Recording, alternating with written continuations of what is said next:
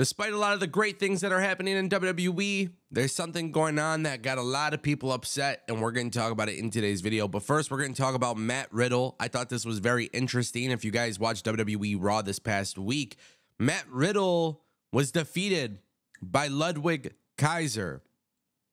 Yeah. Clean, by the way. This match ended in a clean fashion. Matt Riddle lost. He took the pin.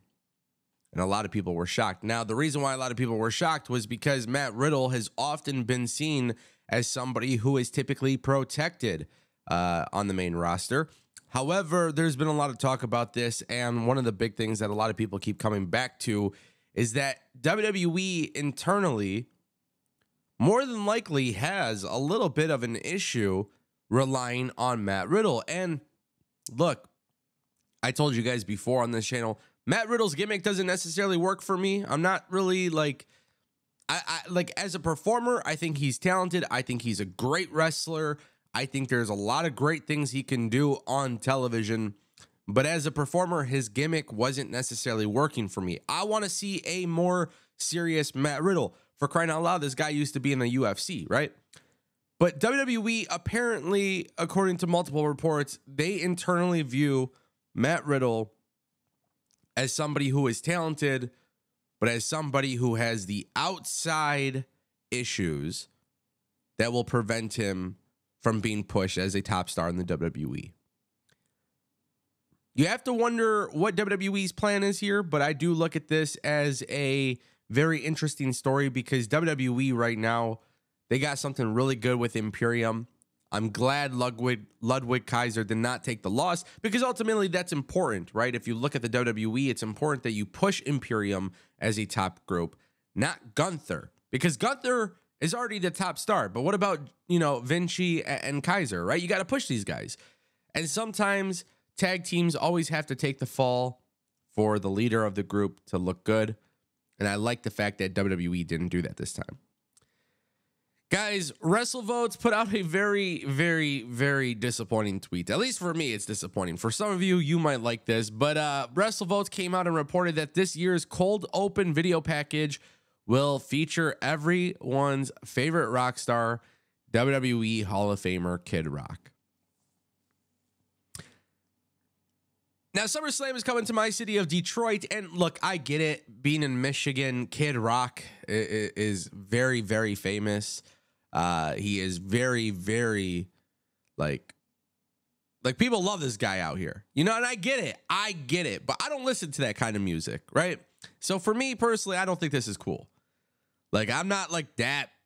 I'm not a fan of Kid Rock. I listen to hip hop. I listen to dance music, like EDM. I listen to house music, whatever. I listen to my Albanian music. Like, I don't know. Like, to me, I don't listen to Kid Rock, right? So, like, look, this is gonna be a good thing for a lot of people, I guess, if they're into Kid Rock. Me personally, I'm not into Kid Rock.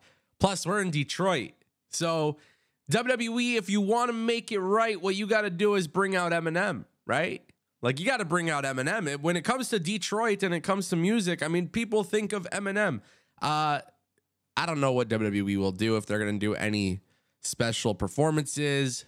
I don't know if they're going to have any celebrities show up or any surprises, but I'm sure they will, and we'll talk about that in another video when we start getting some more information. But yeah, for some reason, WWE wants Kid Rock. I get it.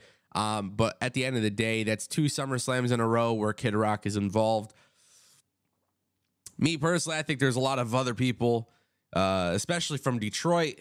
You got so many different artists. You got T Grizzly. I get it. Like, some of these guys may not be like the most mainstream names, but come on, dude. WWE, you got to be cool. And I don't know if this is cool. Guys, let's talk about a major announcement that WWE made today. WWE has announced Superstar Spectacle. It's returning. WWE today announced its long-awaited return to India with WWE Superstar Spectacle at the GMC Balogi Indoor Stadium. Hopefully, I'm pronouncing that right. It's in I can't even pronounce it. It's in India. Hyderabad, I think is how it's pronounced. I could be wrong. It's taking place Friday, September 8th, 2023. This will mark the first live event to take place in India since 2017 and the first ever WWE live event to be held in Hyderabad. Again, hopefully I'm pronouncing that correctly. Tickets are going on sale August 4th.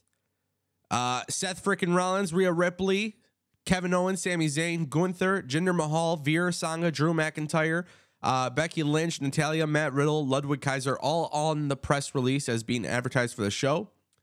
It's also been mentioned that Sony Sports Network is the home of WWE in India, including WWE's flagship programming, Raw, SmackDown, NXT, and the PLE events.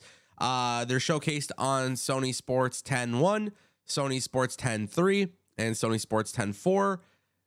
But there is nothing here about WWE whatsoever streaming this.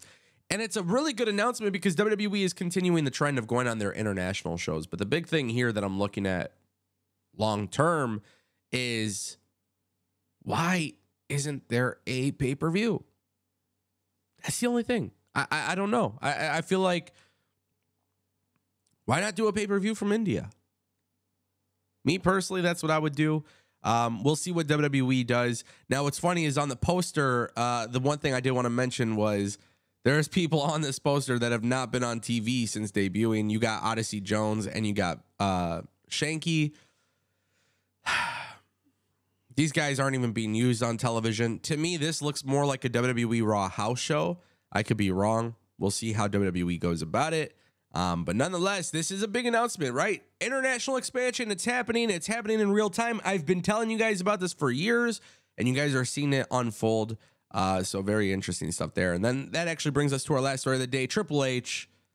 Obviously, he's not going to be perfect, guys, but this is a little disappointing. So basically, for those who missed it, WWE did not reveal two big matchups for SummerSlam. Now, one of them could potentially change, and we'll talk about that in a second. But the first match is Becky Lynch versus Trish Stratus. It's been like 3 or 4 months of a build.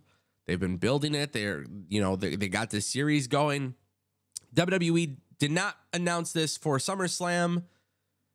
Becky Lynch versus Trish Stratus literally kicked off on Raw. Within 3 seconds, it was over because Zoe Stark got involved. It was just really weird, clunky booking. Very weird. WWE then announced in 2 weeks this match will be happening in Canada for an episode of WWE Raw. So they are completely moving this match past SummerSlam. Then on top of that, we don't have a singles match for Raquel and Rhea Ripley for SummerSlam. And we don't know anything about that either. Now, keep in mind, to WWE's fairness, right? To be fair to WWE, they did not say these matches were going to be on SummerSlam. Okay, we got that out of the way. At the end of the day, though, WWE had been building these storylines, and to not throw them on SummerSlam just seems like it's a weird decision because SummerSlam is the second biggest pay-per-view that WWE offers. Now, I just want to throw this out there because, again, we got to look at both sides. I think it's problematic that WWE did this. There is a lot of people who are out on social media and they're making very fair points that since Triple H took over WWE Creative, WWE Raw has had a huge issue with building matches for television and for pay-per-views. And while it's not 100% accurate, I always look at the Bayley, I think it was Bayley and Becky steel cage. I can't remember off the top of my head, but the steel cage match, that whole thing that went down several months ago, because of overlaps in time, all this stuff, right? We know that they've had some issues. But now a lot of people have come out and they're very angry about this because they feel like WWE, and more specifically Triple H, is showing us time and time again that they don't care about the women's division. Now, AEW's women's division has not been booked well. WWE's main roster, women's division, inconsistent. Sometimes it's booked good, sometimes it's booked bad, but it's inconsistent, and that's the problem. WWE and NXT continue to be the best booked women's divisions in all of pro wrestling, and I won't even debate that because I watch both of those products, and trust me, bro, I'm not lying. Let me know what you guys think down below.